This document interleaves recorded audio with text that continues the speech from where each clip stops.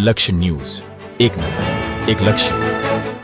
Sanand ડિવિઝનના Sanand, Bopal, Changodar, Sanand GIDC police સ્ટેશનના અલગ અલગ ગુનામાં કબજે કરેલ વિદેશી દારૂનો નાશ કરવામાં આવ્યો. સાણંદ ડિવિઝનના અલગ અલગ ગુનાઓમાં કબજે કરેલ કુલ 5,992 દારૂની બોટલોનો નાશ કરાયો. કુલ ₹30,23,189 ની કિંમતના વિદેશી દારૂનો મુદ્દામાલનો નાશ કરવામાં આવ્યો.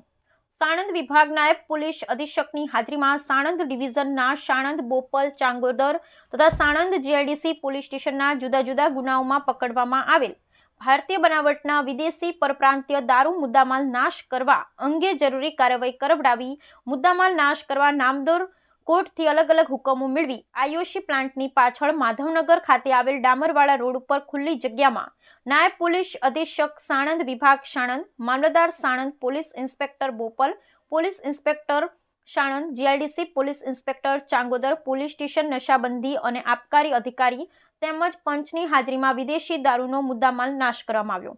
સાણંદ ડિવિઝનના આણંદ, બોપલ, ચાંગોદર તથા સાણંદ જીઆઈડીસી પોલીસ સ્ટેશનના જુદા જુદા ગુનાઓમાં પકડવામાં આવેલ કુલ ₹30,23,189 ની કિંમતનો વિદેશી દારૂનો મુદ્દામાલનો નાશ કરવામાં આવ્યો. બ્યુરો રિપોર્ટ ગુલાબ બૌદ્ધ, સાણંદ.